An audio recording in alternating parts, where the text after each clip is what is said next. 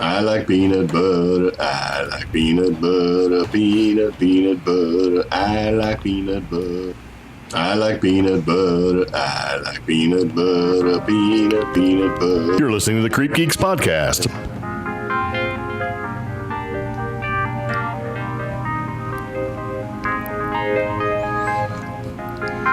Today's podcast is brought to you by Audible. Get a free audiobook download and 30-day free trial at audibletrial.com/CreepGeeks.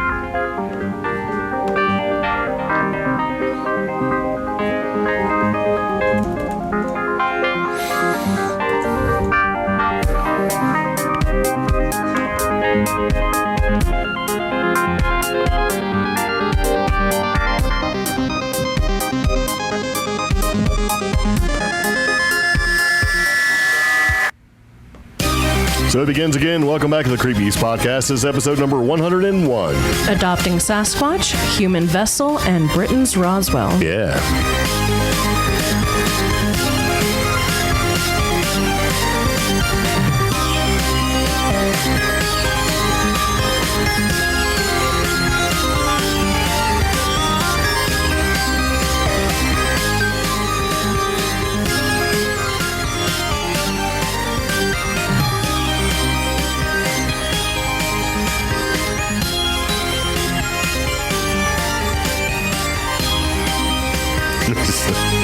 This is so silly. Anyway, we're back with the CreepGeeks podcast, episode number 101, and we're going to begin because it begins again. Thank you very much for tuning in. If you're listening to us for the very first time, what kind of podcast are we? We are an offbeat news podcast where we explore the strange, the stupid, paranormal, and tech topics circulating the web. Yes, very nice. So anyway, as we try to do every Sunday, is just to live stream the podcast and record it. So if you're listening to it via audio means, it sounds super tasty. But the problem we have a lot of times is lag, man, and started out great. Now we got lag. So for those of you who are watching right now, I don't know what's going on, but I appreciate you sticking around. Yeah. So anyway, it begins again, episode number 101. We got a couple of interesting things to talk about with you today. Hopefully you'll find it interesting. And if they do, or if you do, and you do think it's interesting, you should leave us a review somewhere. Anywhere you listen to the podcast, we'd appreciate it. A little 3 to 5 star review. Yep. We accept, not a big deal. And, iTunes, SoundCloud, Google Play, anywhere you can basically find a podcast, you can find us. We're there. Yeah. Or you can watch on YouTube's, because we do have the YouTube's channel. And so you have options there. We're all about options here. We're givers. So, yeah. And if you are listening, thank you very much. Yeah. And if you are watching and putting up with us, also, thank you very much. So, yeah. Now we got all the thank yous out of the way. Last podcast was our episode number 100, which is kind of a big deal for us. Now we're down to 101. Yes. It's just getting more and more. And just so you know, for October, we wound up having way more downloads than usual. Every time we do the show, every month, bigger and bigger and bigger. And for those of you who stick around and have been listening to us, very much appreciated. That's yes. Right. We give till it hurts. And we try to interact with people who are watching the live stream and comments. And so, very nice. We have a new subscriber named Johnny Martinez. According to the Google, so it's popped up and said, you got a new subscriber. I'm like, what? Great. Yeah. So I think that's 7, 8 people. I don't know. It's like 40 or something, or 50, something like that. We need to hammer down a future contest for subscribers. So that's just my opinion. Okay, we'll figure it out and let me know. Okay. Submit it to the boss. No. Boss is taking a nap. Yeah. So everybody's all like talking to each other in the chat. Very nice. What's up? What's up, guy? What's up? So anyway, getting back into the podcast, I kind of thought this was interesting. And so I put it in here as something. Actually, you put it in here as something, but I still thought it was interesting. We like to do an interesting random factoid. Would you like to tell people what this interesting random factoid is for this particular episode of the CreepGeeks podcast, so number 101? Yes. This interesting factoid, I actually want you guys, the listeners, if you know more about this, please contribute. Email us, contact@creepgeeks.com. Contribute. But this interesting factoid is that there are 2 American cities that have recently adopted Sasquatch as their official mascot. That's pretty cool. Whitehall. I'm smelling the money. Can you smells it? Yeah. I smells the money. Whitehall, New York, earlier this year adopted Bigfoot Sasquatch as their Sasquatch. official mascot. And then recently, within the past month, Marion, North Carolina adopted Sasquatch as their official animal. So I thought that was really interesting considering this year, Marion, North Carolina kicked off their Bigfoot Festival. First ever Bigfoot Festival, got really huge. And it was, they were not anticipating how huge it would be for such a small town as Marion. It's like making a video and it goes viral. You're like, holy crap, we're not ready for this, right? Yeah. Well, what about that place in West Virginia?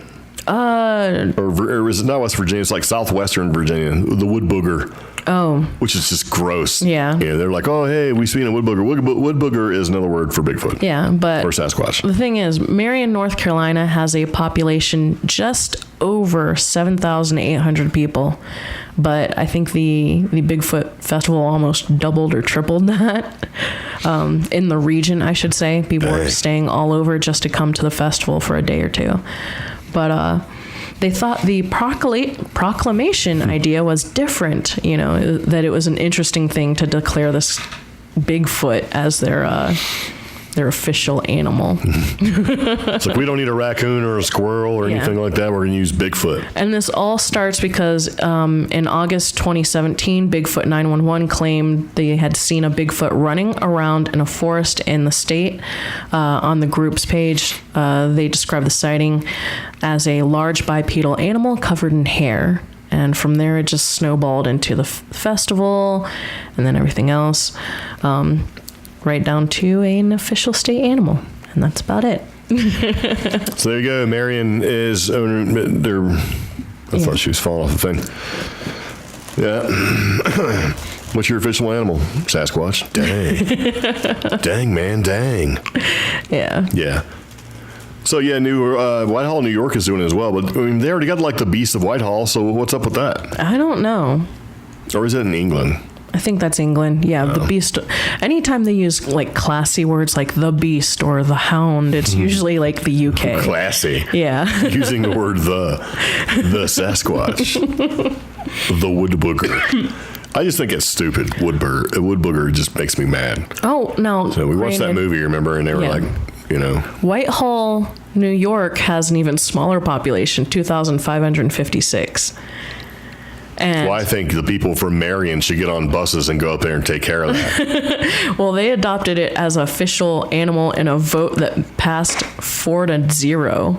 So 4 people in Whitehall were like, yeah, it sounds good. Yeah, their tourism council voted. So, wow. See, the town already has multiple statues and an annual festival for Sasquatch. Who, Whitehall does? Yeah. Ah, okay. And their sightings started as early as 1976. But it's an 8-foot tall creature darting towards cars and, being seen in the woods. So, yeah. Well, very nice. So there you go. There's your interesting random factoid. 2 American cities have adopted Sasquatch as their official mascot. I don't know how I feel about that. Huh. I don't know. Kind of weird. I mean, I guess, I don't know. It makes sense. Now, the Beast of Whitehall We're going to play this song called Running in the Wind. might also be another name for Jack the Ripper, according to one of our listeners. Oh. So, yeah. So you want to read the next one because I can't pronounce what this thing is called again? Oh, okay. So. Oh, hold on. Yeah. We call ourselves CreepGeeks, and we do like the weird, the wacky, the paranormal, and the fun stuff that we talk about and the interesting things we find on the internet. Well, the geek part of it is we've been kind of letting it go, but every once in a while, if I come across a deal, I'm going to put it in the notes. Okay. Or in the podcast itself. And recently, I had to go out and buy some drill bits. Or not necessarily drill bits, but, the T40. I had to buy a bunch of bits for the drill, right? Our screwdriver thing, because we're working on our van, because we're going to customize it and all that stuff. And I had an epiphany today I need to talk to you about that I might be changing the entire layout of the van because it just struck me. I'm like, what? I'll give you a little hint. Murphy bed. Oh, yeah. Yeah, that'd be a cool idea. Yeah, and the reason why I thought about this is I was thinking about my dad, who's in North Carolina, my mom. And remember, they had Murphy beds set up in one of the rooms? Yeah. Remember that? I was like, man, you know what? We could put... Anyway, so I had to buy some bits because you have to get these torque bits because the ProMaster, the Ram ProMaster, is actually a Fiat Ducato. So it's torque bit everything. And remember, the one I needed was a T40. T didn't have it, right? So I went out and we bought that set of bits. Do you remember how much they cost? No. Paid like $14 for this cheesy set of bits because we actually needed them and there was nothing really available to us. Well, Bosch, you ever heard of Bosch? Mm-hmm. Bosch makes good stuff, and they actually have a 34-piece drill and drive bit set. That was normally like $19 when I looked at it. It was down to $7.99 on Amazon. Okay, so that's a good deal. Yeah, it is a good deal. So, yeah. Anyway, that's the deal. Figured I'd pass that along to you. So if you're looking for a 34-piece drill bit set and drive, bits and bit driver, yeah, that's not a bad deal. So there you go. That's the CreepGeeks tech deal for this particular podcast. 34-bit drill and bit set from Bosch, MS4034. There you go. Okay, and I put a link in the chat for our live listeners. Cool. Does the link even still work? I don't know. That's a good question. Yeah, I should probably test that because when I put it in there, I'm like, yeah, and I don't know if I actually tested it. So I usually test it, but sometimes things change. Oh, yep, it works. Very nice. So, yep.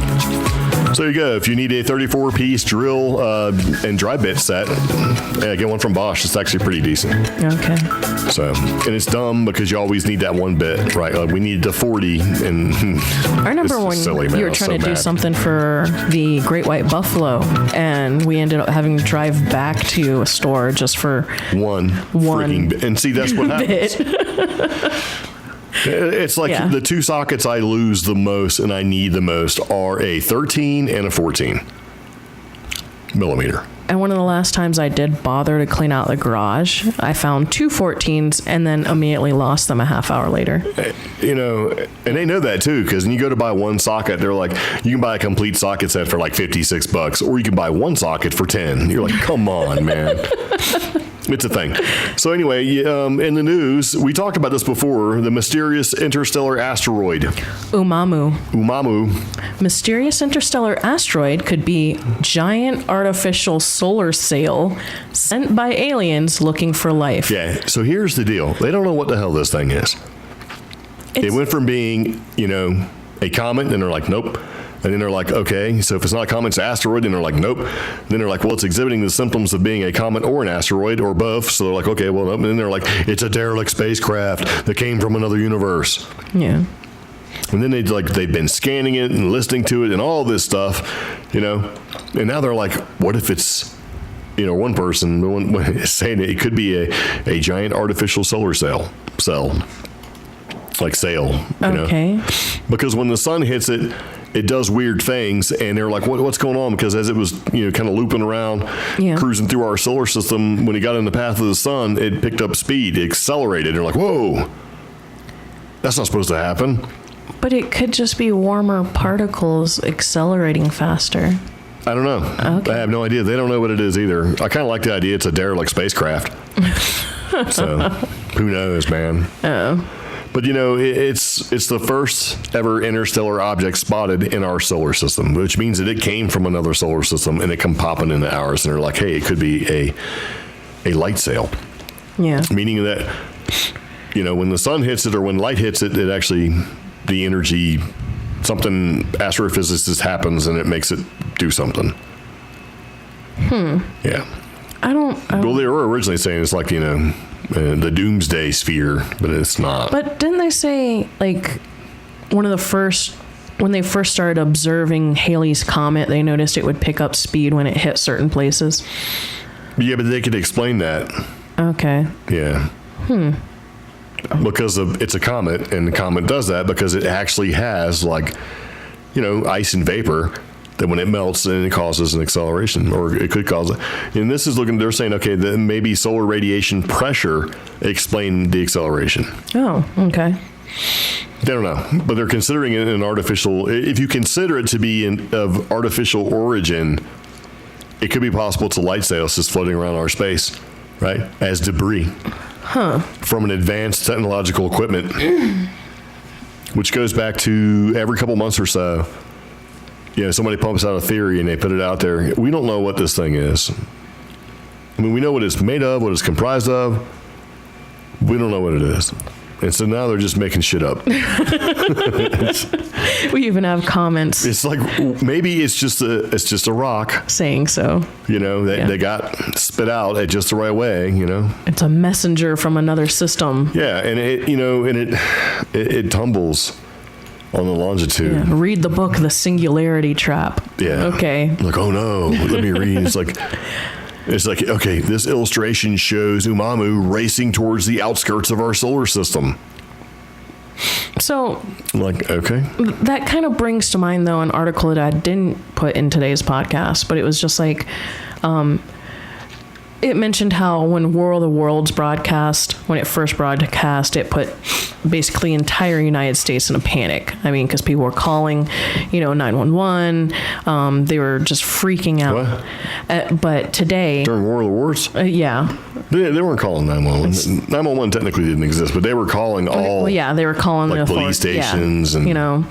But today, I mean, what if suddenly this thing tilted slightly and showed us a better angle and we saw, I don't know, an alien surfing on it, or it turned out to actually be a UFO? That'd be a huge alien because the thing's about a half mile long. But what if it does turn out to be a spaceship? How are we going to respond? We're gonna activate our secret space force, which has already been in existence since basically the 40s.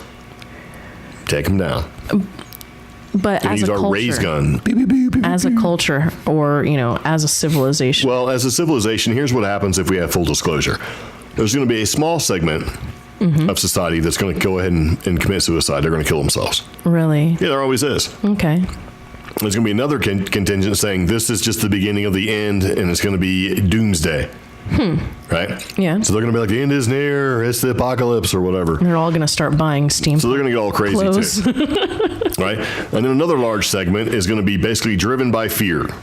Okay. Not going to know what to do. Yeah. Be scared about the whole thing. Right? So they're going to act out. Everything from, maybe gathering supplies and, whatever, stealing and all that kind of stuff, on the verge of riots and stuff like that because, all that fear. Another segment is basically going to go through and turn it into a religion. Another segment's going to basically just look at the entire thing and say it doesn't exist because it doesn't jive with their religion. There's going to be more and more people going, haha, we knew it. Right? Yeah. And then there's going to be the large en masse of people who are going to be kind of freaked out because they're just going to shake them to their core beliefs. But I don't think that's really going to have any real effect. And it's just going to be, I think, business as usual. With a bunch of small sort of outcrops of weirdness going on. I don't think that as a whole, this society is going to break down. Yeah, with that. Just because somebody says, holy shit, there's an alien. And that last group that you mentioned, it's going to, shake them up a little bit, but, business as usual. Do you think that last group of people, I don't know, will respond with any significance because aliens and UFOs have been in our culture for so long? I just don't think people care about stuff anymore. I mean, look at the internet and social media in general and how things affect. Our attention spans are so short. Yeah. It's like, oh man, you feel terrible about something for a couple, 3, 4, 5 days, and you move on. So you're saying the aliens would have to release a Kardashian or Paris Hilton tape to get any attention? No, I just think that, as long as, I hate to say it, but as long as it doesn't affect you directly, you don't really give a shit. Even more so now than ever. You're like, oh man, that's terrible. Glad that's not me. And you just kind of keep on moving on because there's so much stuff that happens just on the daily that you can't really care about everything. You know what I mean? So you kind of got to put it in perspective and say, how does this affect me? And I got to go to work and I got to do this and I got to do that. Yeah. And then when it doesn't, you stop caring. And then when it does affect you, you're like, oh man, and people will sympathize and they're like, oh yeah, that's terrible, but it doesn't affect them either. So then they just kind of go on.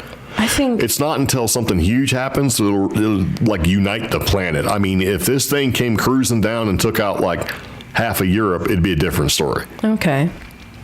You know what I mean? But if this thing, this half-mile long shard hit somewhere, I don't know, I'm trying to pick up like Siberia, right? And it took out a big chunk of Russia. Kazakhstan. Yeah, it'd be like, oh man, that's terrible. And it wouldn't be a big deal. But I mean, it would, in order to get people to kind of unite and sort of figure out what's going on, and be more aware of it and be at the forethought of everything, it's going to require a huge sort of devastating thing. I think I'm in that group where it's going to kind of shake you to the core, but in the sense that... I'm not, because it's going to be like, crap, I knew this shit was real. Yeah, but it also makes you go, wow, as a single individual human, I am so insignificant in the grand scheme of things. Well, yeah, and it also is going to be like, wow, now everything I believed is so silly compared to everything else that is out there. You know, like when you look back on like archaic times. Yeah. Like if you go back to the Black Plague, where you had, you know, the doctors and physicians of the time that would go out there, even the people who would claim the dead bodies and get them out. Yeah. You know, so they could be burned because of the plague, and they wore the long mask with the big long noses, and they stuffed herbs and stuff in the noses, right? Because that would protect them against, you know, disease, because that's what they believed, and we're like, that's stupid. That's what's going to happen with everything that we know, right? So when you look back on it, or when you look back and like, wow, everything we believed is dumb compared to a more advanced view. You know what I mean? Yeah. Yeah. That was just like one of the weirdest example I can think of. It's kind of like, you know, if you went all the way back in time and you got a caveman and you whip out a big lighter and you light fire in front of him, they're like, oh my God, I believed it came from the gods. You must be a god. And, you know, there's even more and more theory now that the word God, you know where that came from? What? Guide. Oh. You know what I mean? Yeah. So if we've been visited and we had visitors, right, like the Anunnaki and all that stuff, and, you know, because every society, every culture, every civilization has somebody who shows up of great intelligence and trains these people, whether it's agriculture or animal husbandry or whatever, right? Yeah. And that person is a guide. But over time, it got turned into God, I think. So now, do I believe that, you know, there's a God out there, there's a unifying force that controls everything? Sure. I think there's something. You know what I mean? Yeah. I mean, because you have to have equal and opposite forces, man. You got to have light, you got to have dark, you got to have yin, you got to have yang, you got to have man. I mean, all of that stuff's in there, but there is something that has to hold all of that in check. There you go. That could be your God force or whatever. Yeah. So, I don't know. We have some interesting stuff showing up in the chat about Do I need to ban people? I will ban people. So here's the question or scenario. You're an astronomer looking for NEOs, near Earth objects, and you see a huge asteroid on a certain collision course for Earth in the next 24 hours. What do you do? Well, you die in 24 hours. Yeah, but do you notify everybody? To do what? If you're the astronomer that discovers this. Oh, if you're like the one person that knows? Yeah. You know, would it really matter? No. No. I mean, I would call everybody I know. Yeah. And let them know how I felt about them. Oh. You know? And that'd be about it. But do you tell everyone and risk the chaos that would ensue, or do you keep it under your hat and let everyone live their last day in peace? That's what I'm saying. I would I would do what I need to do to make peace, but I would let everybody else just, you know, hey, you wouldn't know what happened, right? I don't know. Well, I mean, would you really want to cause that much chaos? That's the part that I'm torn about. Because there would be somebody, trust me, there would be people out there be like, you know what, 24 hours, last day on Earth, I'm going to do whatever I want. And it would be bad. But then there's also people who are like, I'm going to call that person I haven't spoken to in 10 years, or well, sure. I'm going to try to go apologize to my dad or something, you know, that type of stuff. Yeah. And I would want to do that for those people, not for the morons that are going to go, let's go to Best Buy and riot, steal a TV. Well, see, that's the problem. How do you do that? How do you do that? You can't. And then there was another silly question. If the aliens arrived and they said, take me to your leader, who would that be? Well, that's the thing. Yeah. Why would they want to go to your leader? I don't know. Yeah, they don't care. Yeah. So. You know what I mean? It's like, who's in charge here? And they're going to do one or two things. If they haven't already been here. Who's in charge here? Well, I'm in charge. They're going to kill them. Now you're not in charge. Now who's in charge? No, seriously, that's what, and that happened with a lot of, colonization and stuff. And people would show up and they're like, where's your chief? And then they would just kill the chief. And then like, oh my God, what do we do now? Because the chief's a living God for most cultures, right? And that's why Prospero recommends that we tell them lizard person Justin Bieber is in charge. Yeah. Yes. Now, I don't think necessarily that if somebody showed up, I think it's going to be well apparent and obvious if this is even a possibility that we've been researched upon for a long time. So, how do you get into a culture without creating all the issues and having, the entire planet or civilization just destroy itself? You got to infiltrate, man. That's like the next wars. The next big wars that we have are not going to be fought with weapons, like true weapons. I'm talking about huge wars. Like, how can you take down a country without really getting involved and making it economically feasible? Well, they already do stuff like trade embargoes. And stuff, sure. Starve them out. The big thing would be use the internet misinformation. Right? Yeah. Get in there, cause the misinformation, control the through social media, control all the people, and do dumb stuff. And then after that, you go after the power infrastructure. If you turn all the lights off in a country and they stayed off for weeks, and they're so reliant on, what's going to happen? They're completely vulnerable for a long time. Didn't we do that in the whole little region that Saddam Hussein was in? What, turn the power off? Yeah, we turned the power off. Well, that's the first thing you do is you actually, you create a social divide, and then you get the infrastructure, and then you do a diversionary tactic. It's the modern warfare compared to where it is or where it was and where it came from. Yeah. Let's just storm the beach and that stuff's not going to happen anymore. Yeah. Really, if you do the social side of things and you get rid of the infrastructure or severely hamper the infrastructure, then the next thing you go for is finances. That's true. If you take the finances away, then they can't fix, they can't buy, they can't feed their people, they can't do all that stuff, and they're done. That's why cyber attacks are such a terrible thing, or they can be. Yeah. And most of our infrastructure, as far as like, your the power and the gas and all of that stuff is so archaic in design that it wouldn't take much to stop the entire thing from running. So if you go through and you you start cutting off stuff, because you imagine right now, what if we didn't have power for 4 days? We'd run out of supplies, right? Yeah. And then you're like, well, I'll just go to the bank and get some money so I can buy more supplies. Well, the bank doesn't work either. So then what are you going to do? It's not long before you're like going into a store and like, I'm just going to have to take it.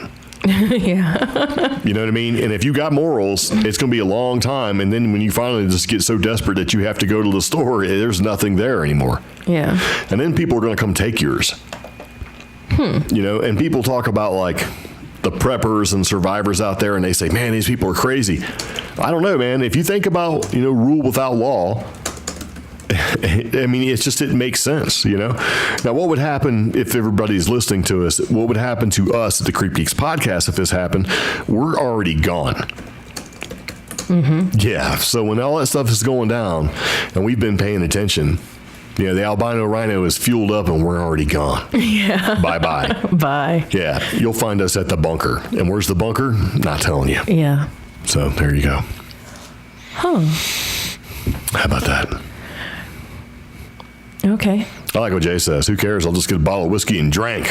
And Jay says, Greg, who is your leader? Me. Who's your leader? Pepper. Got stuff to do. Pepper's my leader. Jessica says, but you can say the doomsday people who've been preparing for all this all their lives. Yeah, you can, but chances are they already know. Yeah. So I don't know. What are you guys talking about? There's a book for $1.50? Yeah. Prospero recommended a good book along the lines of what we're talking about, and that book is called The Dig. So it's basically a large rock body. Link? Yeah, I put a link in there. Cool. A large rock body that enters into Earth's orbit, and then it turns out to be an alien spaceship. Like the moon? Holy crap.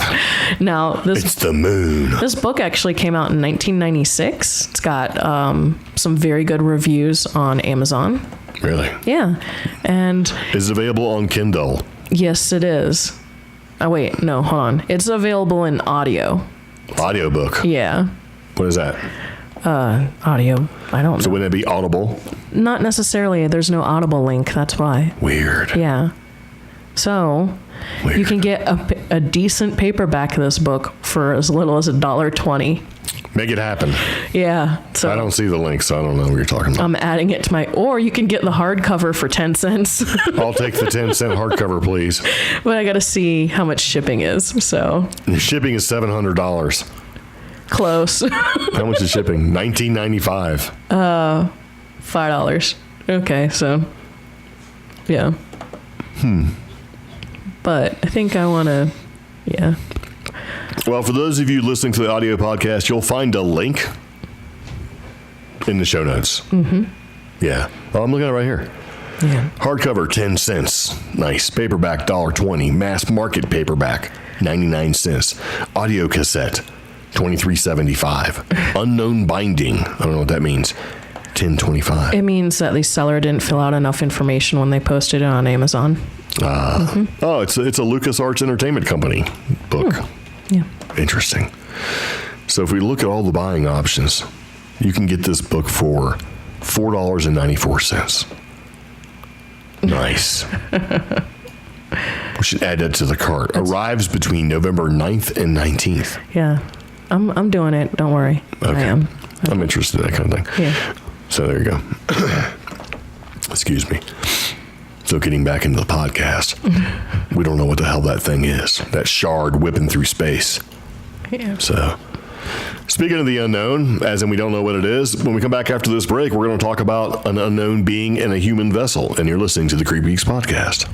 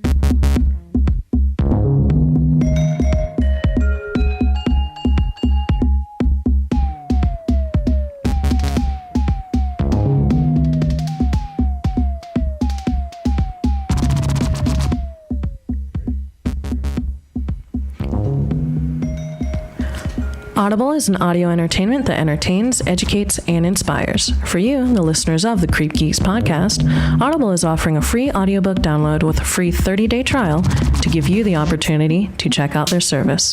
To download your free audiobook today, go to audibletrial.com/cheapgeek. Again, that's audibletrial.com/cheapgeek for your free audiobook.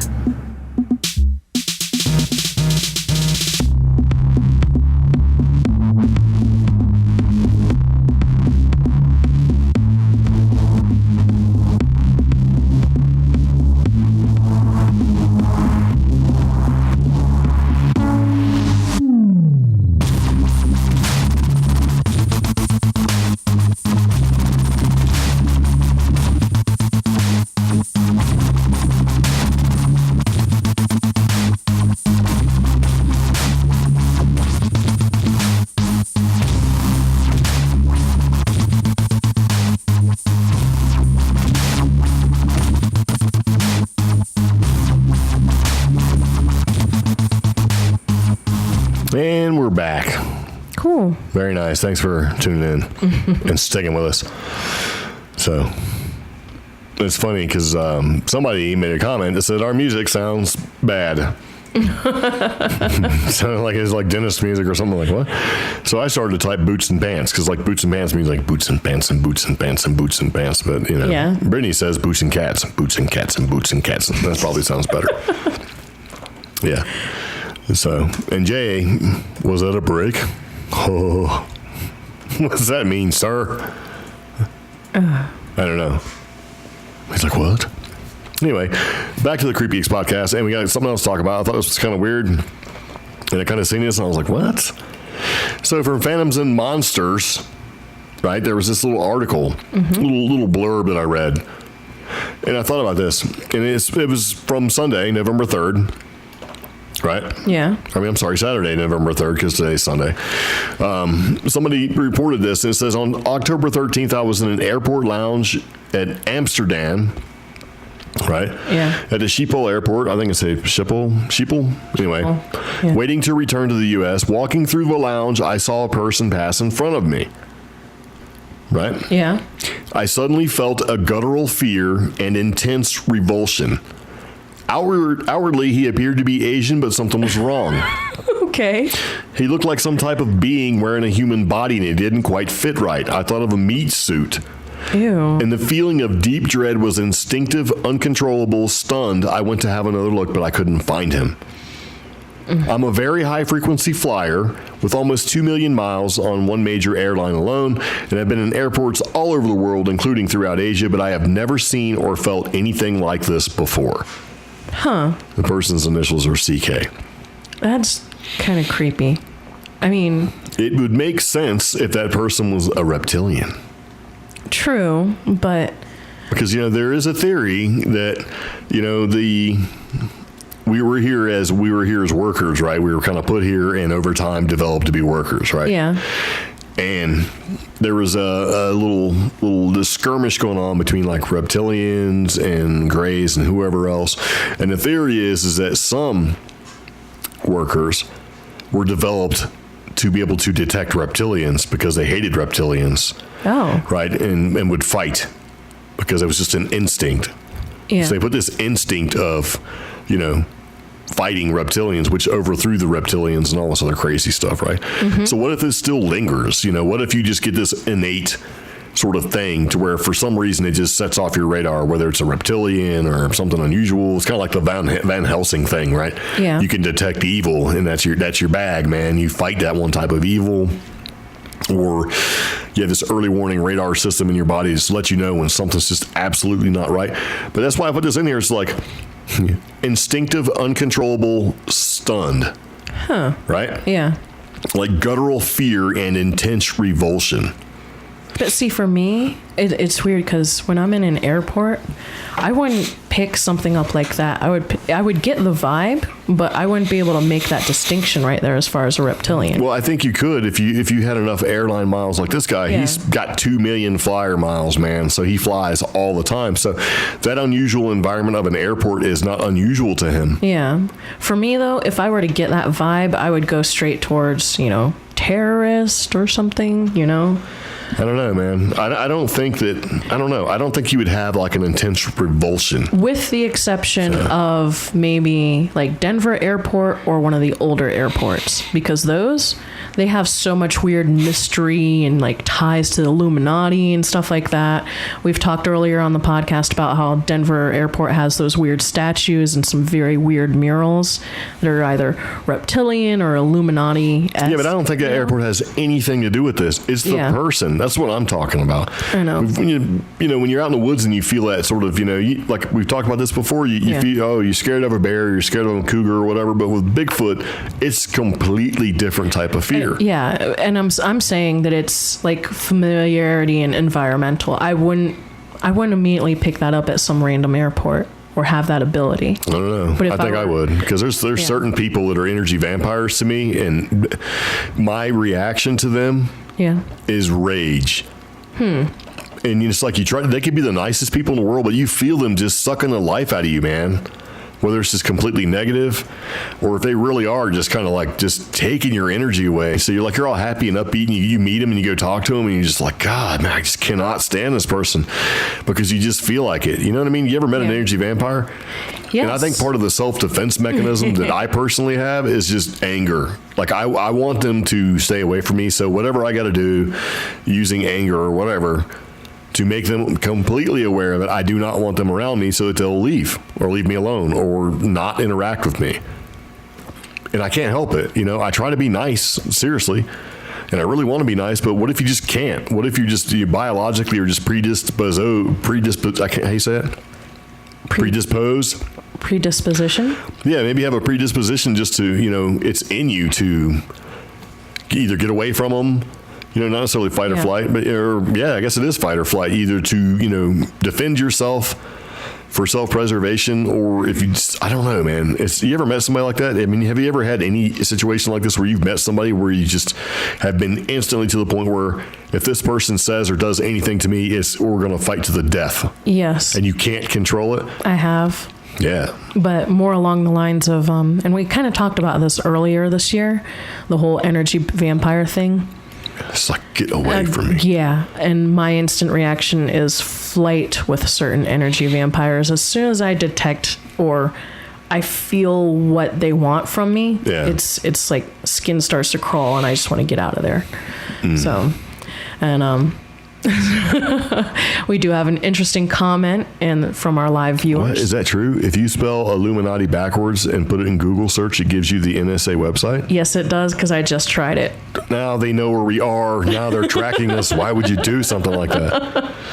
So go ahead, type Illuminati backwards into Google, and it takes you to nsa.gov. No, don't do it. Okay. Now we have to leave. Yeah, I don't know, man. But when I read that, I mean, I've had experiences, maybe not as intense. I just would assume from the way this person has written this that it was really intense. Yeah. But I've had that feeling before where you just look at somebody and you're like, something's way wrong. Well, something is way freaking off. At one of my last jobs, I worked a lot of events and conventions, and there was this one event I worked at where there was this guy, and he gave off what other women at the event told me was a creeper vibe. But when he approached me, it wasn't a creeper vibe. It was something else, like a way too much curiosity vibe. And he actually tried to reach towards my neck to look at he's like, oh, you like turquoise. I like turquoise too. And I'm like, that's nice. And I kind of just brushed his hand away. And, you should have been like, do not touch me. I will effing kill you. For me, it was a repulsion. It wasn't a creeped out. It was just this instant repulsion. And I kind of told him, move along, at this convention. Yeah, beat it. Move along. And then later on, the security for the convention had to remove him because he tried to do that same thing again for another woman who was much more petite than I am. And he actually got his hands around her neck. Really? Yeah. So, I mean, it was funny, though, because literally every woman who was at that convention had that vibe. And, I mean, he wasn't a lizard people, but he was definitely, there was a... Well, that's just it, though. I mean, see, and I mean, you have that. You have your instincts where, another human is bad. But, I think it's completely different when it's outside of the normal. Yeah. And I think the reaction you have is like way different because, The funny thing was he was dressed very weird. I mean, why are you going to have a hat and sunglasses? And, he had loose old people skin, which... Because he was an old pervert. Yeah, but it was just looser than normal. See, well, I mean, that's part of it. Like this guy's talking about the whole meat suit thing. Yeah. So that's... and I don't know, man. I think when you run across a situation like that, you listen to it. When everything when your spider sense is kicking off, I think you got to listen to it. And I've met people like that where it's just like, maybe not as bad as this person, but I mean, I've met people where it's just like, nope. I'm going way out of my way to make sure I don't interact with this person whatsoever. Yeah. And a lot of it is like, do you still listen to your hunches? And little kids are good at this. Little kids, if they don't like somebody, they don't like them. They don't know enough about the world to have any other reason to dislike this person. Like they wouldn't know, oh, I borrowed $5 from this guy, never gave it back to him. And they have this hatred or whatever. Little kids are just instinctual. And if the little kid doesn't like you, there's something wrong with you. And I'm not talking about like they don't like you because they're just unfamiliar with you, and eventually they warm to you. If a little kid like physically just does not like you no matter what, then there is something wrong. Yeah, and they may not be able to vocalize it or express it. It's instinctual, in the right way. It's an instinct. We train kids to not do that. we train them out of that. They're like, oh, hey, this is Mr. So, we train them out of that instinctual sort of feeling that they have, and they start to grow out of it. Yeah. Because we don't want them to judge. We don't want them to, all of that stuff that we train them, like, oh, don't judge a book by its cover, and don't do this and don't do that. That's what a little kid needs to survive. Yeah. And my little brother, it's funny, the whole training him out of it. My little brother had that skill very, very well when he was little. We have funny family stories where, we would introduce him to people, including family members, and he'd call them a witch, or he'd say that person's a scary monster. And honestly, he was right. But he was a little kid. He didn't know how to vocalize that this person was just not a good person, or that no matter what, me and him, when we'd be around that person, we'd have a creepy vibe. And we get trained out of it. My mom scolded him so hard because that's what they do. He called a distant relative a monster. They probably were a monster. And they were a complete weirdo. Well, I mean, it's okay to be a complete weirdo. Yeah. But a monster, I don't know. I think that, I don't know. Well, yeah, they were just weird. They were terrible people. So. Stranger danger. Exactly. So. Yeah. It puts the lotion on its skin. What's the password? Oh, here we go. It's like, by now. Yeah. So. Oh, we did. We lost a couple of people. They're like, the old NSA thing. If you type that in backwards, they're like on. Oh, wow. So anyway, but yeah, I read that and it's like, okay, I think that if you have that sort of weird vibe or feeling, or especially if it's really intense, you need to listen to it. Yeah. There's been times where I've been driving home. I usually take the same route. I know it's bad for ninjas and terrorists to get you and all that stuff, but a lot of times it's easy where it's just like, I got to go a different way. Yeah. And I do. Oh. I listen to it, and whether that's good for me now, I don't know, because people are like, well, what happened? Did the other way that you normally would have went, did it explode? And I'm like, well, no, but that's just it. You never really know. Yeah. You take a different way home or whatever, and you altered some things a little bit, but does that actually change anything, or is this what you were supposed to do? Who knows? Yeah. I mean, I get that feeling a lot around here in Albuquerque, and I would try to go with it. The problem is I don't know Albuquerque well enough to make it home safely. Yeah. But the times I fought that instinct, something would happen, like I would be stuck in 1 hour traffic on Montano, or Montano. Yeah, Montano, or Alameda would have some serious accent and there's no way around it, and it's go with your gut, try to find something. And when I couldn't, I would actually just pull over and just, hey, there's a PetSmart right here. I've got a bad vibe about driving. Let's just walk around in PetSmart for 10 minutes until the feeling goes away. And you come home with like garbage from PetSmart. This is a parsley dog treat. Ooh, yeah, they'll love it. These are pumpkin spice flavored dog snacks. Yeah. So. The dog's like, what did, no, I'm gonna But you know what? I came home okay and nothing bad happened. Yeah. So. Just spent money on pumpkin spice dog snacks. Very nice. Yeah. It's you. Oh, so this was just an interesting thing that I found, and it struck me as funny because when we think of the state of Texas, I usually think of a little bit of a positive gun culture, and I appreciate that. I'm really big into the Second Amendment. This is a new article basically stating that the oldest weapons ever discovered in North America were uncovered in Texas. Well, there you go. So hand in hand, that's pretty awesome. Researchers with Texas A&M University made the stunning discovery during a dig at the Deborah L. Friedkin site, located just 40 miles northwest of Austin. Archaeologists had been searching for artifacts at the site near Buttermilk Creek for more than a decade. I'm just like, Buttermilk Creek, what? That's better than Never mind. I was going to say Granny Squirrel Nut Gap Road. Yeah. But this may be their most important find yet at this site where they've been excavating for like a decade. Michael Waters, a professor of anthropology and director of the Center for the Study of First Americans at Texas A&M, described the various ancient items they found in a study published recently. They found 3 to 4 inch weapons, including spear points made of chert, under sediment that they believe to be 15,500 years old. Dang.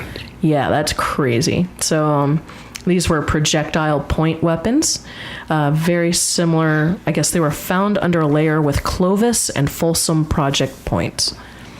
So, yeah. The Clovis people invented the Clovis point, which is a spear-like weapon, and it's been discovered in portions like an arrowhead or spearhead. Yeah, pretty much. And, commonly found in the U.S. and Mexico. They were previously considered the first people to enter the North American continent. So, yeah. Very nice. Yeah. Oh, and these weapons were used to hunt large animals. Large animals. Yeah. Like bison. Yeah. And elephants. Mammoths? Woolly mammoths. Yeah. Unicorns. No, not unicorns. You don't know. So, but I do think it's funny. Every time we think we have things figured out about our past, something changes. Yeah, I don't think we know half of it. No, so, not even close. Yeah. It's like, we don't know. So you don't know. You're right. And one thing I wanted to mention is the fact that, they've been excavating this site for a decade. A lot of people are like, wow, all that time and they haven't found anything. We still have a place right here in the Sandia Mountains in Albuquerque. They've been excavating the same site for 20 years, and they're still finding new stuff. Yeah. So, and just because you excavate doesn't mean you actually find anything. Yeah. Yeah. Oh. Unicorns were not hunted to extinction with church-tipped arrows. So, no. Who said that? One of our listeners in the chat. So. Oh, but why would you make a spear from pieces of a church? Chert. Chert. Chert. C-H-E-R-T.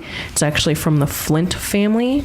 The difference is that chert usually has a colorful appearance, such as white, red, blue, and something with inclusions. So flint is usually traditionally black or gray or a dark black blue. Are you talking to me? No, I'm not. I'm explaining chert. Chert. So that's my nerd rock education for today. Chert, chert. Yeah. Very nice.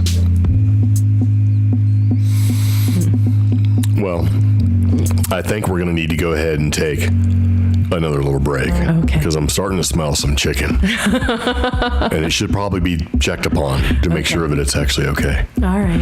Because as we do here on Sundays when we actually record this podcast and do a little bit of a live stream, when we get done, we have a big Sunday dinner. And we actually eat, at least one good meal a week, because you should. And ours this time was chicken. Chickens. It's like it's always chicken, but I like chicken. Well, it's Sunday, so. Yeah, there you go. So we usually talk about this with live stream before the show actually starts, before the podcast is being recorded, but I thought I would share. So anyway, we're going to take a quick break. We'll be right back. You're listening to CreepGeeks Podcast. Okay.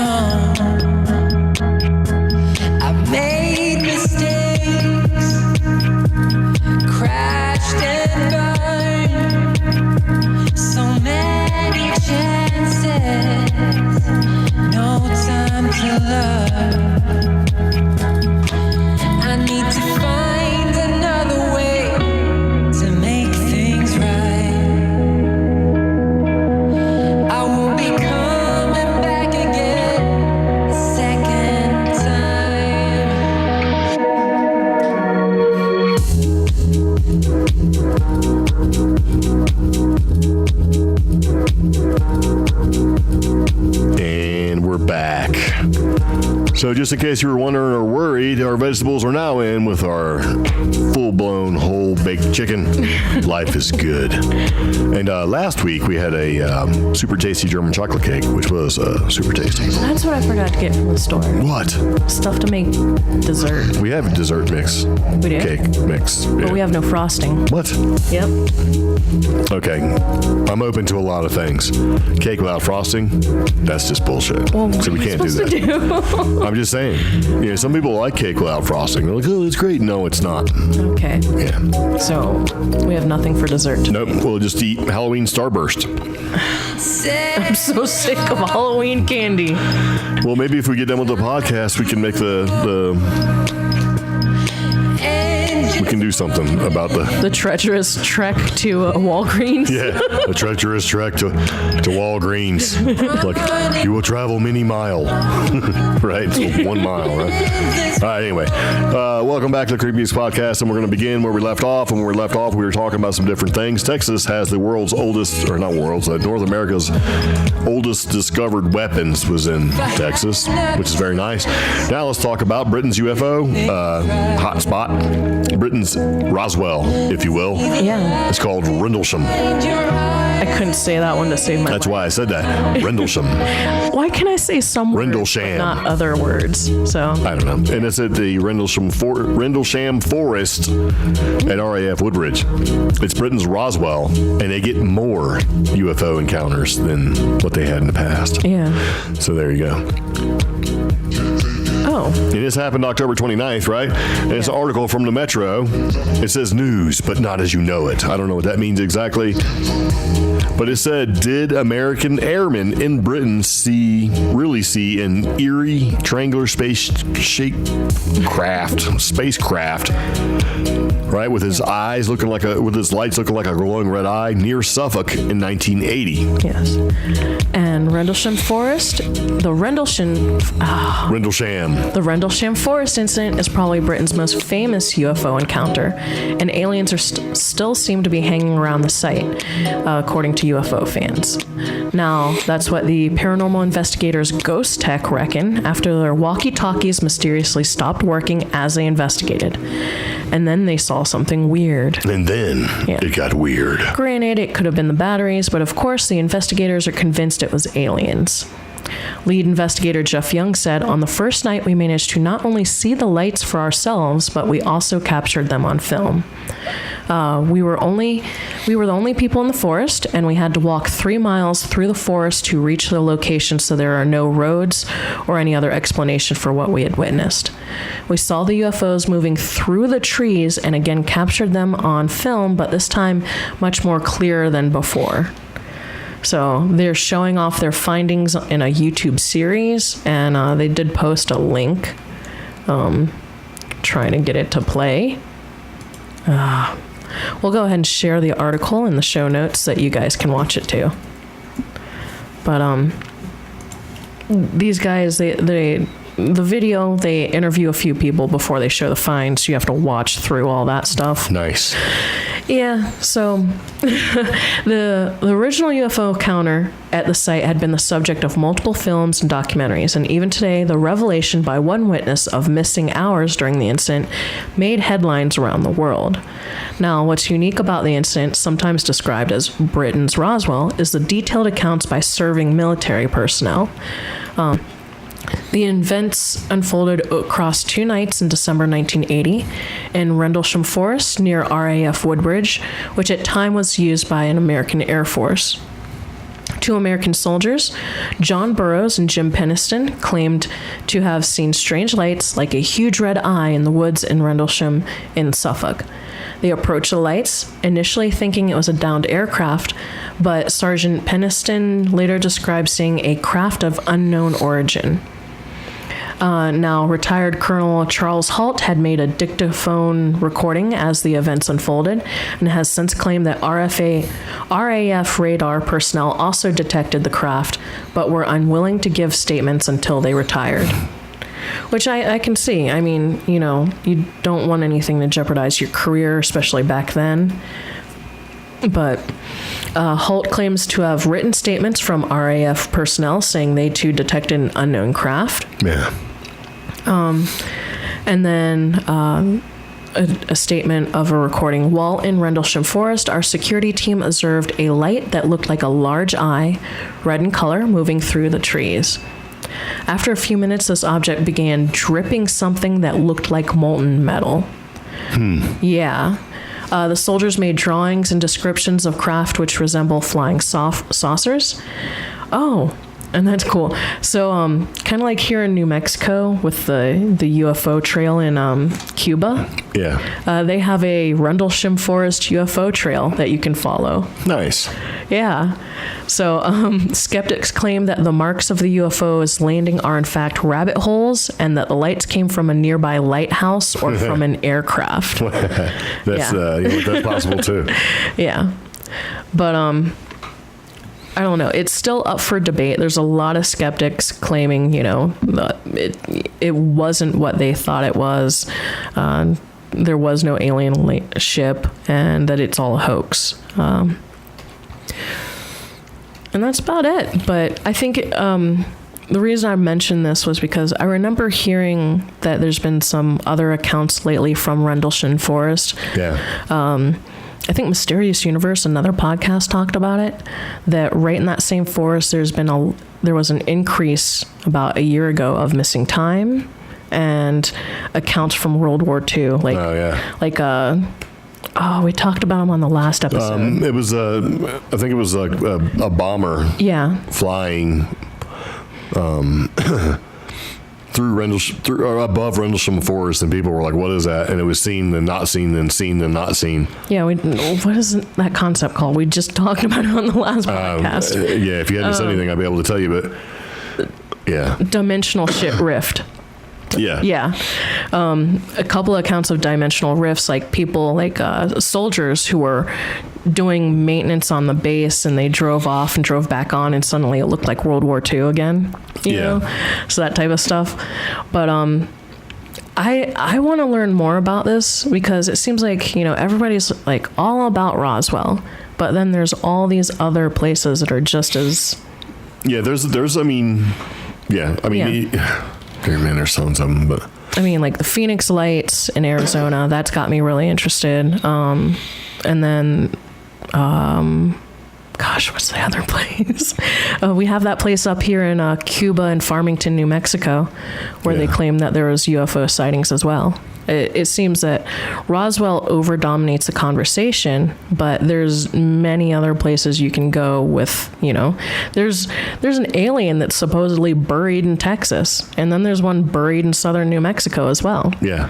So why aren't these in the conversation, And this place has so many accounts, like dictaphone recordings, and it had media coverage, like national media coverage at the time. Nobody mentions it. I mean, this is on a UK website. Yeah. So I think it's more than just Roswell. There's other events in our recent history that we could take a serious look at and... find out more about this. Yeah, I want to go look at like the weird stuff. Like go to Texas and see if we can find the grave. Yeah, to that alien that was supposed to be buried there, and find like find some of those like lesser known things that we can go to, especially if they're meeting a couple criteria. Easy to get to, doesn't cost anything. Right, and hopefully there's a little bit of information on. But I mean, yeah. Well, that's when we first moved here to New Mexico, I found out that the Roswell incident didn't actually happen in Roswell. It actually happened just outside of it. And I did all this research and all this other stuff to try to figure out how to get there. And the information wasn't there. And then this year it gets published. Oh, well, here's the actual location. And now you have to, you do have to pay and sign up to go on a tour. Yeah, it was going to be like, I think it was going to be like, it was supposed to be $100 or something like that. Yeah, or worse. A piece. There was a UFO crash in Artesia, New Mexico that happened not long before or after Roswell. It happened around the same time. And it was before. Yeah, right there in Artesia. The problem is, as soon as I hopped in the Trailblazer, printed out the Google directions, and used my phone, and before I knew it, I was on native land. So Yeah. I was on reservation land and I was not supposed to be there. That's the pitfalls that I've been running into trying to do some of these investigations. But I really want to see it because there are pictures floating around of this really cool crash site that I can't get to. So, yeah. That's terrible. Yeah. Very nice. Okay, well, anyway, I was looking through some stuff and I come across this, and every once in a while we have a rant, and I have one. And this is in the Washington Post, and I seen this, and I'm like, what are these people thinking? Okay. The school teachers who dressed up as Mexicans, right, and made a MAGA wall, you know, MAGA is Make America Great Again, wall for Halloween have been suspended. Okay, I got to hear more about this because I don't know the full story just from that. Well, I didn't either, so I looked at it and I'm like, okay, what now? and here's, okay, whether you believe the president is good or not, or whatever, this is besides the point, right? Mm-hmm. So an Idaho superintendent has issued an apology and placed 14 people on paid administrative leave. That's like half a school. Yeah. After staff at a public elementary school dressed up as Mexicans and a border wall for Halloween. Okay. So the images began circulating on social media. They depict more than a dozen adults dressed up into two groups. You got the Mexicans and you got the wall. Uh-huh. Yeah. So this is in a town. This is Middleton Heights Elementary School, town about 7,500 people. It says 30 miles west of Boise. One group dressed up as stereotypes of Mexicans, replete with maracas, ponchos, sombreros, and fake mustaches. Mm-hmm. And the other group dressed up with segments plastered of the Make America Great Again slogan on the wall. Okay. Yeah. So here's my rant. Did they not know that dressing up like Mexicans is not funny? That shit is racist. It is. I mean, look at them. It's a stereotype. And, okay, so when you're dressed up like this, okay, so we're in New Mexico. Not Mexico. We're in New Mexico. Have you ever seen Mexicans wearing sombreros or New Mexicans wearing sombreros? No. Not unless they're in like a mariachi band or something like that, right? Yeah. And do they all have the big mustaches and wear the falsa blankets as ponchos? No. And you have maracas? That shit is racist, man. Yeah. And that's the problem I have. Yeah. They thought it was okay to dress up like that, and then, we'll make the wall section to make it okay. Wait, so they made the wall section to make it all right? That's terrible. That's kind of the thought I have. I'm looking at it, I'm like, well, hold on a second. So they're disparaging these people, and then they have a wall. Mm-hmm. And in the wall sections, they have like Statue of Liberty, I don't know, American stuff, and it's like this whole thing. What the hell made them think this was okay? I don't know. And I know it's Idaho, but I mean, come on, man. I mean, we live in such a racially triggered culture right now, society right now. This is odd. I mean, look at the picture. This is like. I mean, it's been. Would you be offended if you were? I'm offended, and I'm not even Mexican. There's been a campaign culturally for the past 3 years in America for not culturally appropriating other people's stuff, especially around Halloween. It's offensive to dress as a Native American. It's offensive to dress in these costumes. It's offensive to dress up in like a little chingsang, which is a Chinese traditional outfit. It's appropriating culture is one thing. Yeah. I mean, I can see that if you're appropriating culture because you like it and you want to emulate it, you think it's great. Yeah. Like that woman, that Chinese, well, she wasn't Chinese. Let me make my point, which is the fact that if this has been going on in society for at least 3 years, that it's not okay to do something like this, you should be aware that it's not okay to dress like this. It should be conscious. It should be in your community that common sense. And I'm going to take it that since these people are dressed this way, and they're obviously, that there's. Yeah. I don't want to say this is like a Republican or liberal thing or whatever, but these people are freaking idiots. Yeah. Right? And I get it. They're in Idaho. Maybe they don't know any better, but that's bullshit too. Because, I mean, if you can't, so you can appropriate somebody's culture if you think that maybe you want to be a part of it, you like it or whatever. If the intention is good, I don't necessarily see too much of a problem with it. But this was obviously making fun of, and they're going to say they were making fun of the Make America Great Again, but when you're dressed like that and you're like a Mexican dude, wouldn't you be offended by that? I mean, honestly, it's like you got to pick your poison here, right? Which one offends me more? The fact that these people are, they're in a public school with kids and they're going to put their opinions out there, whether it's political or otherwise, that should have been brought up too. It's like, okay, your political opinion is not the place to be expressed in a public school. Yeah. Because what we see here is we see a lot of schools and a lot of teachers, and this is even worse, more worse in college, where, you're putting out your political ideology, your political opinion, like yours is the only one that matters. You know what I mean? Yeah. I kind of think that, okay, you should take religion should not be in schools, all of them, including, Islamic or Catholic or whatever. That shit shouldn't be taught in school. And right? Politics should be out of Politics school. Should be talked about, but your opinion shouldn't matter. And honestly, I think that it should be a neutral place when it comes to this sort of thing, so you could build your own opinion, because there are a lot of dumbasses out there. Yeah. Who are going to make your impressionable child, they're going to influence what they think about this sort of thing and make them think it's okay. And it's not okay to dress up like a bunch of Mexicans. Yeah. I mean, like the only thing that would have made this picture worse is if they had sombreros, the blankets, big fuzzy mustaches, your typical and the maracas and all that stuff. If instead of wearing, clothes underneath the ponchos, which are Mexican blankets, they were dressed as a burrito and a taco and an enchilada or something like that. That would be to make it the worst thing. Yeah. It was. I looked at this, and before I even read anything about this article at all, when I put this in here, I'm like, why are these people dressed up like Mexicans? Yeah.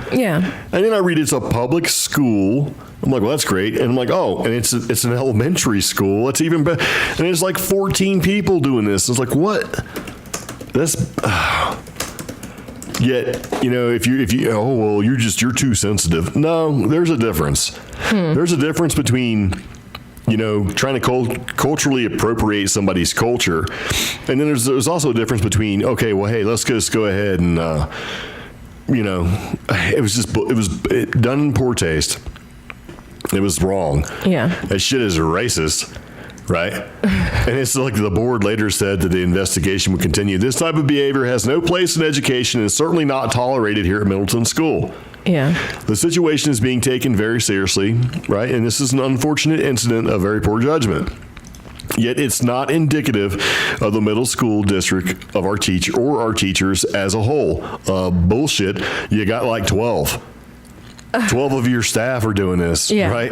It's not, our teachers aren't racist. Well, then they're not educated enough to be smart about it. Idaho is not that far away. I'm sure there's probably some Spanish or Mexican people there. Yeah. There's probably other races or cultures there too, right? And so it's like the story had quickly taken off on Friday evening, drawing in the national news media outlets. Angry reactions flooded the school's Facebook page, and social media responses were harsh. The fact that these elementary school teachers thought it would be okay demonstrates, right? Yeah. How much more culturally competence, I can't even read this. How much more cultural competency training is needed in education? It's like, okay. So these people are basically in charge of our children, of our future, and they are making these decisions, and they require more training to be around them. Yeah, well, because they think that their opinion of whatever this is right, and everybody else will think it's funny. Which not everybody has the same opinion that you do, regardless of whether you think it's right or not. I mean, and you know how you were mentioning earlier, whenever it comes to kids, I think that shit just needs to be on lockdown. And, it's like your opinion is your own. Keep it to your damn self. And you were mentioning earlier how those opinions, they impress upon the children when they shouldn't. There should be no bias. Even if you are giving factual information, you shouldn't have that bias. It should be the way the news influence is supposed to be, which it's not. Journalism was supposed to be in the past. Because it was like, yellow press, right? Yeah, because one of the things that is a side effect or consequence of impressing those things is if you keep impressing a certain mindset on the next generation, you are dooming or foretelling that generation to have the opposite mindset. And I can say that confidently, being a child of the late 80s and going through public school and having certain political opinions pushed upon me and being rewarded or having other students rewarded for having those same feelings, or actually having, like, remember the Bush-Clinton election? Yeah. Kids got candy in my little school if we voted. And we all cast our ballots. And if you voted Republican, you got a peppermint. And if you voted Democrat, you got a Starburst.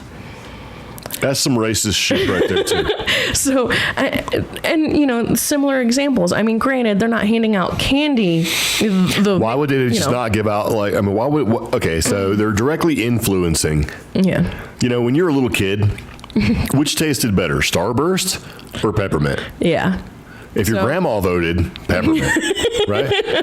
That's the problem I have. It's like, well, we're just giving them candy. No, you're not. And that's what I hate. It's like, keep that crap and that psychology out of schools, man. Translated down to me as young as I was in like the 5th grade or so. You're like, I don't want no damn peppermint. That psychology behind it, old people like peppermint, young people like Starburst, that actually translated down to me at that young age. So, you know, did I want to associate myself with the old people who like peppermints? Yeah. You know? And it's going to have a consequence like that. If you're trying to... I got in trouble in high school one time because...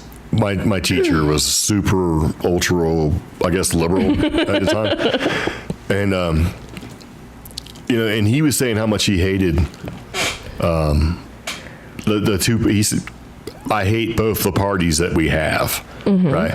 And then he talked about the fear mongering and how Republicans were going to take away Social Security.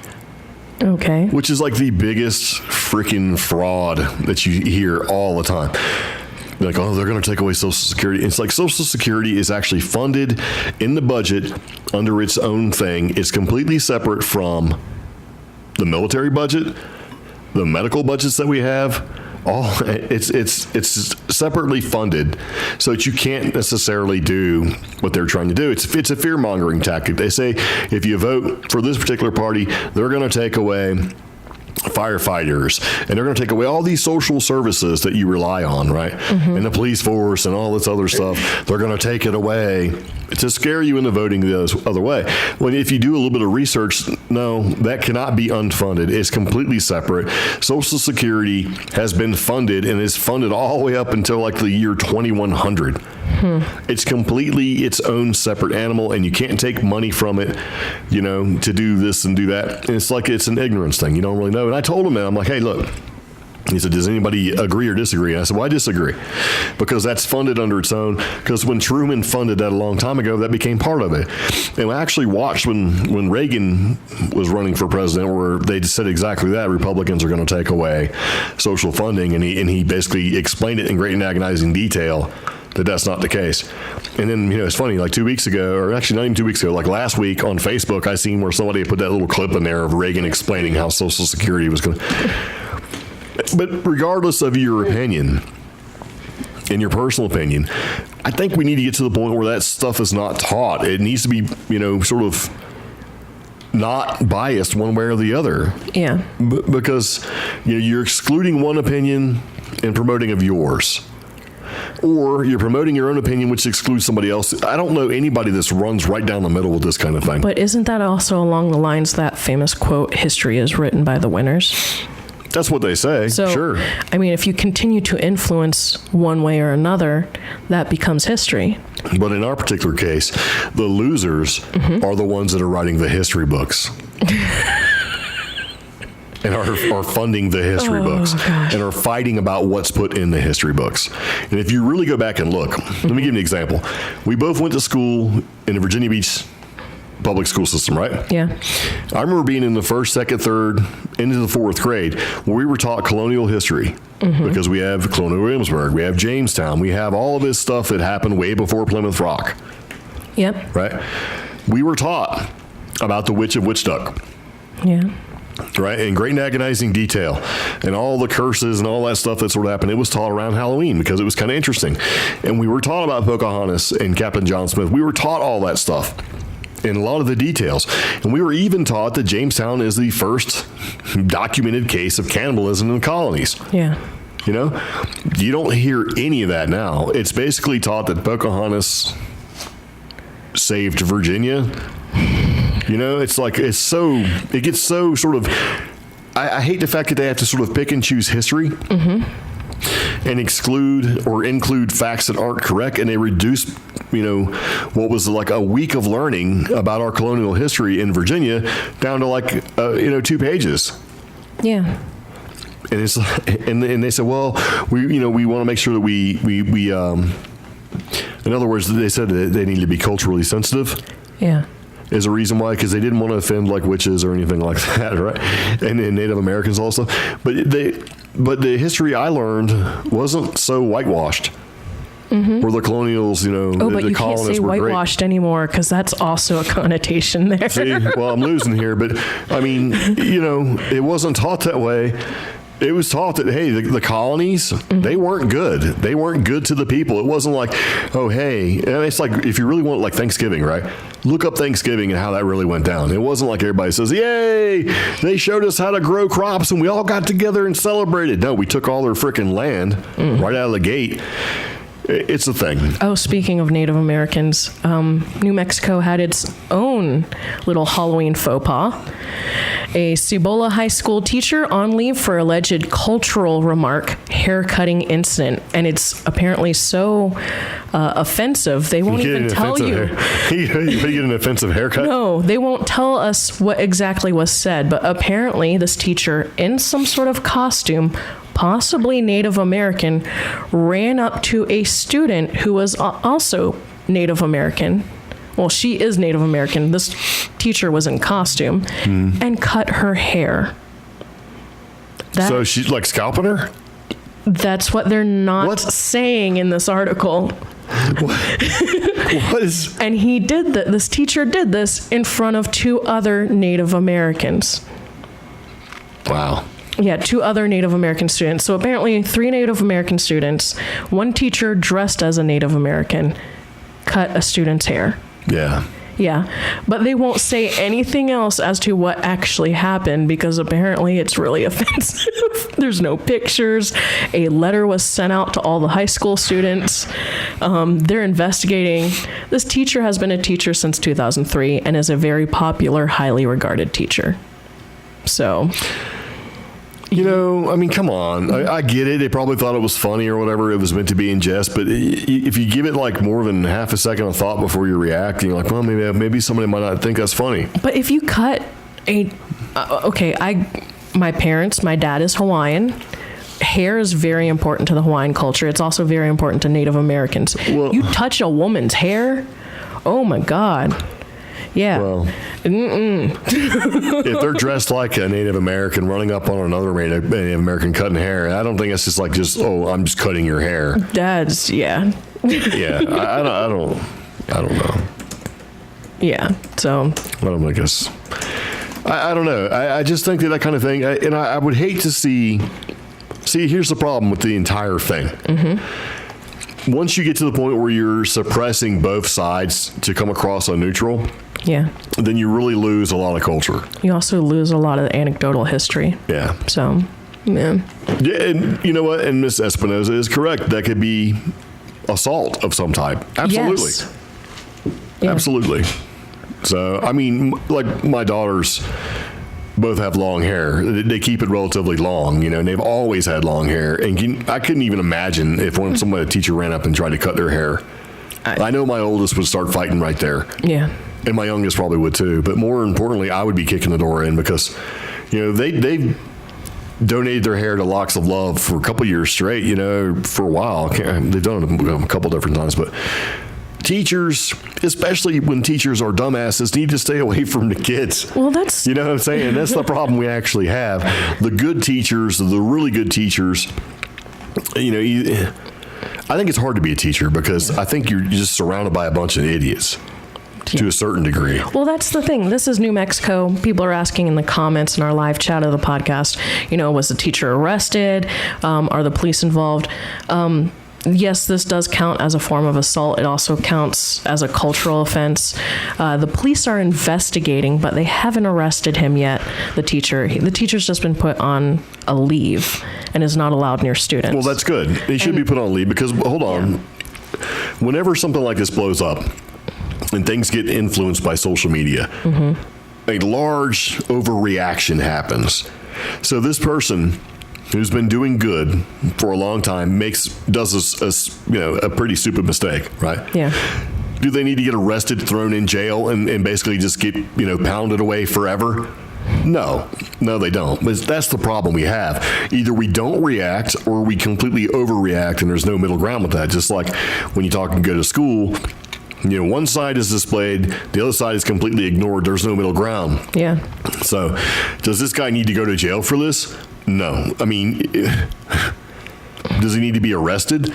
No. I mean, if charges need to be filed, that's really up to the parent, I would think. I mean, I get all that stuff, but that's the problem I have. It's like you're screwed one way or the other. That's like when a cop pulls you over and makes a mistake and categorizes and basically field tests some donut glaze and it comes back as meth and you lose your entire life for a simple mistake. And in the grand scheme of things, what did he actually do to that person? Did it cause them great physical harm? Is it going to distress them for the rest of their lives? All that stuff, probably not so much. Yeah. Right? Because it's hard to say. But does this person need to go to jail for years over this crap and lose their job? And no, they need to be aware, hey, you made a dumb decision, you're going to pay for it, but it should not destroy the rest of your life because we're going to overreact as a society. Because that's a thing, some of the comments in our chat are not from within America. And here's just a little bit of education. An arrest as well as a charge, depending on the level of background check performed by a prospective employer or security clearance, both the arrest and the charge will actually show up on a background check. Yeah. So that's why I'm kind of glad that it's a thorough investigation. And speaking to the social media thing, that's why on here, there's no full details on this article. So they're taking this seriously. Yeah. So nothing about what the teacher actually said or how much hair was cut off. So that I'm like okay with. But the fact that, it is pretty offensive. It is offensive. And, and Prospero brought up something. One of the ways that residential schools shamed First Nations children was by cutting their hair. Yeah. Absolutely.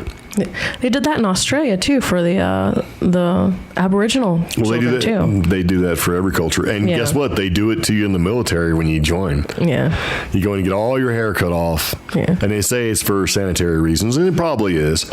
But you know what though? When they shave you, when you go in there and trust me, man, you get all your hair cut off. You can't even walk when you get done. It's like you're uncoordinated. You just don't know what's going on. It really throws you for a loop. Feel naked. Yeah, well, like emotionally. Yeah, too. Yeah, it's weird, man. But yeah, he does bring it up, and that's a good point.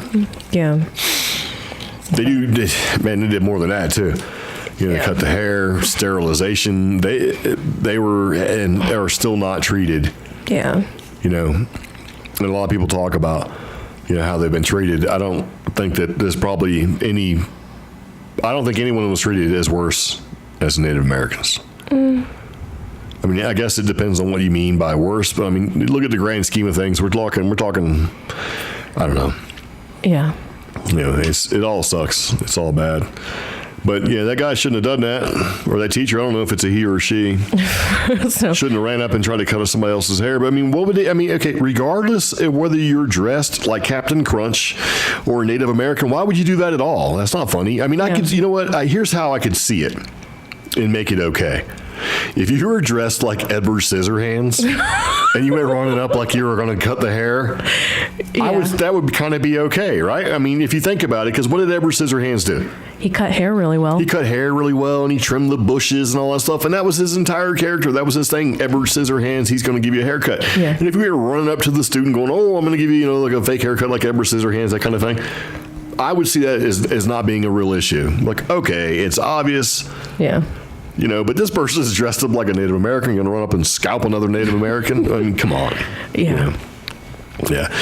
And natives are still being mistreated. Absolutely. You even talked about that with Native American females. They get disappeared and gone all the time. Nobody tracks that. Yeah, we talked about that a couple of podcast episodes ago. The state of Montana has had 3 times the national average of missing persons this year alone. And all of those missing persons are women. Yeah, Native American women. It was something like 38? No, it was 40 something. It was 40, a big, no, yeah. 70. It was a big number. I was like, what the? Because honestly, if you had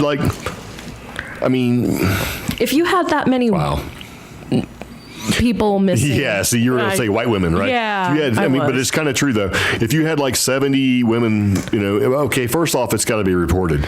Yeah. And unfortunately, a lot of Native cultures don't report that, for one thing. And then it's really not documented. Regardless of the who did what, and nobody's not doing what they're supposed to do, it should have been reported. And there's all sorts of terrible things that happen. Yeah, the women get gone. Rape is a thing. Murder. It's a trafficking. Thing. That's almost worse than murder. Being trafficked out. Yeah, that's a terrible life. It's a thing. So anyway, my rant was, what the hell were these people talking? Yeah.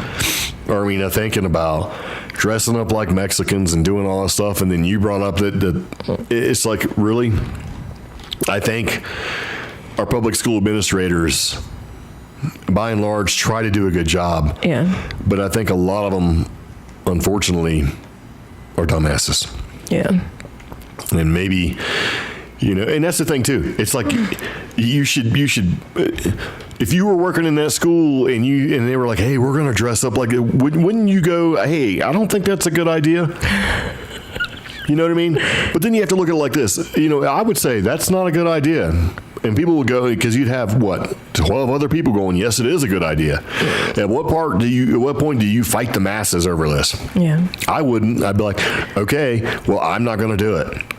And I would step back, and then I would watch all these people get burned and go, "I told you that was not a good idea." Yeah. And the problem with that is that seems to be the case with a lot of things like this these days. So, mentors that would be in the workplace, everybody had a mentor at one time or another. Yeah. I don't think they're stepping up to do the job anymore because they can't take the fallout. They can't take the shrapnel. You know what I'm saying? It's like, because then that happens too. It's like, okay, well, hey, you should have told them. Well, I did tell them. Well, you didn't do enough to make them not do what they were supposed to do.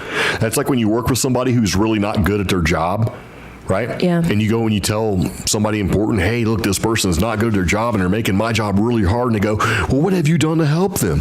What have you done to make them a better employee? What have you done to make them better?" And you're like, "Well, damn, they should have been able to do the job in the first place. That's why they're supposed to be here. How did they get through this process? And now they can do this job. Now, why am I responsible for making this person who can't do the job do the job?" Mm-hmm. They blame it on you. "Oh, what have you done to make them better? Why don't you fix the problem? The problem is not me. The problem is the person that can't do the job." And then you say, "Well, I've tried this, and I tried this. And it's like, well, maybe there's something that you can do more to make them not a dumbass." And you just got to step out, man. Sometimes you just got to step back. Helena in our live listener chat, "If I wanted your tenured job, I wouldn't tell you." Yeah, exactly. And, it gets to the point where you stop trying to do the right thing because the amount of care that you have towards trying to fix the situation or make the workplace better just goes away because the reprisals that you face. Not worth it. Here's a little stat on that very scary Native American situation in Montana. In 2017, 30% of Montana's missing persons reports were Native American women, specifically between the ages of 22 and 70. 30%, even though the state of Montana, the Native American population is only 3.3%. 30%, 3.3%. And That's then crazy. In 2018, it skyrocketed up to 40% of the missing persons reports in the state of Montana, which actually goes to say, let's just say Native American women took up 12% of the missing persons in the whole United States. That makes Montana responsible for like 90% of that. Wow. That is terrifying. Yeah. So, yeah. Let's move on. So, yes. Okay, so Rained a very long time. well, I mean, it's Yeah. like, come on, what the hell's wrong with everybody? Yeah. Well, And why are these people teaching our kids? because nobody else wants to do it. Because, You know why? Because they have to jump into an environment that's full of the people that are already teaching our kids. Or worse, hey, let's get a $35,000 a year job and get $200,000 in student loans. Well, It's a thankless job. It is a thankless job. I know it's full of morons and stuff, but hey, man, that homeschooling thing, Yeah. probably not so bad. So I just think it's all just a pain in the ass. Speaking of pain in the ass, Well, there you go. Why don't you talk about this? here's some lighter news for everybody. This is a part of our little stupid news and funny news segment. Police recover stolen inflatable colon. This happened in Kansas City, Missouri. There was a sigh of relief after police recovered a giant inflatable colon that is used to teach about the dangers of colon cancer. Police in Kansas City announced on Twitter on Tuesday that a tip led officers to locate the pilfered intestine inside a vacant house. The 10-foot, 150-pound prop worth about $4,000 was stolen this month from the back of a pickup truck. It had been purchased by the Colon Cancer Coalition, which hosts walking and running events under a Get Your Rear in Gear campaign, and was stored at the University of Kansas Cancer Center. There's a silver lining to this story. Donations poured in after the theft, and the coalition was able to purchase 2 replacement colons. So now they got like 3 colons. Unfortunately, nobody is in custody associated with the theft. You know what happened, right? Somebody's like, dude, I'm going to steal this bouncy ball gym thing.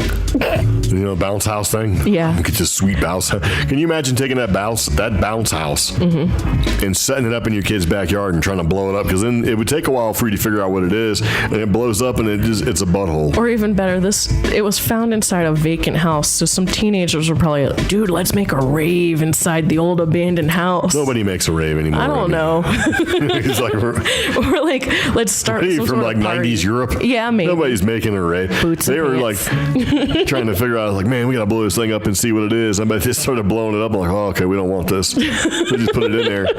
I mean, who steals like an inflatable colon? Maybe they didn't realize it was a colon. Well, I knew they didn't. Why would you Yeah. steal it?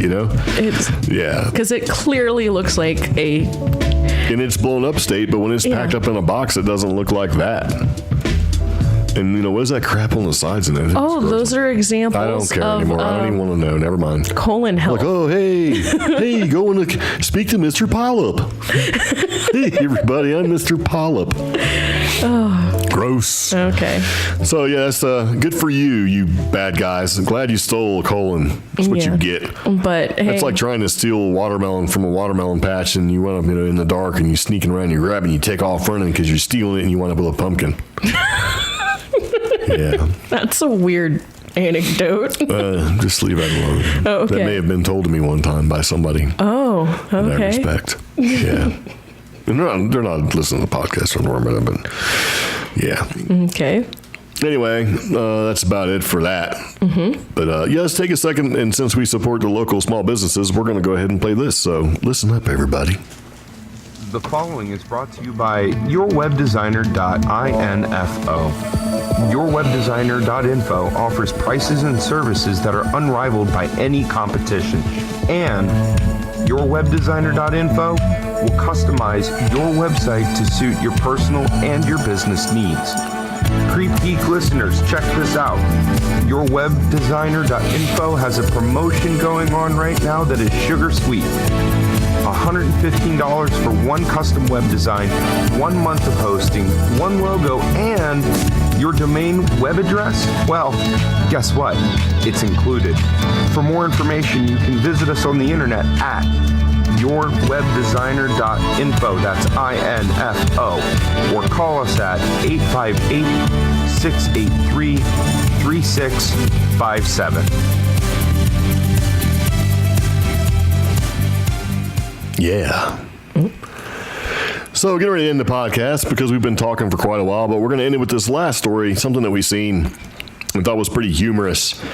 although it's more sad than humorous, a lot of the stories that we have here that come out of New Mexico, right? Mm-hmm. So pretty much what happens is, this is from the police, men arrested in pumpkin smashing crime spree. So it's like, this kind of reminds me of like when the guy buys a gun. Yeah. Right. And like he has it for like 6 minutes and he gets arrested for shooting. He's like, pew, pew, pew, just shooting off in the air like a weirdo. Mm-hmm. Yeah. Like a moron, actually. Like a person who's not very smart. Yeah. Well, anyway, this particular, we'll go ahead and. Well, okay, so this happened in Grants Pass. All right, there we go. 2 men arrested and suspected in a pumpkin-powered crime spree, ending weeks of incidents of smashed gourds and broken car windows. Reports say that Jacob Solomon and Adrian Ocha, both 19, face multiple counts of criminal mischief in connection with at least 50 vandalized vehicles damaged between October 7th and 23rd. Police say Solomon and Ocha drove around town at night snatching pumpkins from outdoor supermarket displays, which they would then hurl through car windows. Lieutenant Misty English says damages reported by victims are about $30,000 and continue to climb. Police say they were helped in finding the suspects because they carried out the alleged vandalism in an easily recognizable gold Buick with a large dent in one side. It is not immediately known if these men have lawyers. Yeah, that's my favorite part of the whole thing. It's like, what? So, and my original title for this was Smashing Pumpkins. But, I mean, we had a pretty chill Halloween here in Rio Rancho. Had a couple of gunshots late into the evening, but I think that was people celebrating. Those were fireworks. Really? Yeah. That last one? Yeah. Okay. So, maybe they were fireworks. They were holdouts from 4th of July. They were fireworks. But we had a year here, I want to say it was like last year or the year before, where some kids went around smashing and throwing pumpkins, like along, not our street, but the one street over. Yeah. Like every house got their pumpkin smashed. So. Yeah. So now that whole street actually just doesn't do much for Halloween, which is kind of sad. But yeah. But I mean, $30,000 in damages. Well, it's because they're throwing pumpkins at people's cars and stuff. Okay. Driving around a big old gold Buick with a dent in it like a bunch of 50 idiots. 50 vehicles. Let's see. I got to open up calculator. Well, it doesn't matter. I mean, you smash a windshield, $300-400, right? Yeah. Maybe even more. Dents in cars, all that stuff. Just okay. These guys are obviously not smart. Approximately $600 in damage per each vehicle. If you divide it that way, but somebody might have a $200 windshield, somebody else might have a $1,000 windshield. Yeah. But yeah, gosh, I haven't read any good mischief lately. Well, happening during Halloween. But our rant included some very bad mischief, and then this is funny, but it's also bad. Yeah. So there you go. We're getting to the point where we're about to end our podcast because we've been talking for quite a while. So, yeah, it kind of is what it is. So, very nice indeed. So, we do appreciate you been tuning into the podcast and listening. It's very, very nice. Mm-hmm. So, do we have any binge-worthy stuff to talk about? Nope, not this time. Okay. So, well, everybody, be sure to like this video on YouTube if you're watching and subscribe. Hit the little bell icon so you get notifications every time. Yeah, and if you watch us or listen to us on like Facebook or anything like that, be sure to share. Yeah. You can join our official Facebook group. Just type CreepGeeks Facebook group or CreepGeeks group, and you'll find our group. Join us. We have pretty active conversations. That's also where I recommend sharing stories or things you think would be cool to talk about on the podcast. If you want to reach out to us, though, if you have a story, we're still collecting personal horror stories, ghost stories, paranormal, alien, anything weird that's happened to you. We still want to hear from you, so contact@creepgeeks.com. You can also also reach out to us at omi@creepgeeks.com or greg@creepgeeks.com. If you have a business inquiry, same addresses, just put attention Greg or Omi. All music in this podcast is licensed under the Creative Commons by Attribution 3.0 license or licensed under the Creative Commons by Attribution 4.0 license. And again, we do list all music in the show notes for each podcast episode. If you want to follow us on Instagram, just type Creep Geeks Podcast. You can follow Greg. He's under Cheap Geek, and I'm under The Ordinary Hiker. And that's about it. Very nice. Yep. So, at this point, if you're listening to the podcast, we're done. Thank you very much. See you later. Take it easy. But if you stick around, this is when we talk and do like a little after show where we talk to people in our chat. So, just another reason why you should watch us on Sundays. Or not. It's up to you. No pressure. Anyway, that's what we're going to do. So we're going to have a little after show. So if you're watching this, stick around. But other than that, thank you very much for tuning in. We'll see you again on Sunday. So see you later. Take it easy. Yeah. Bye-bye. Bye.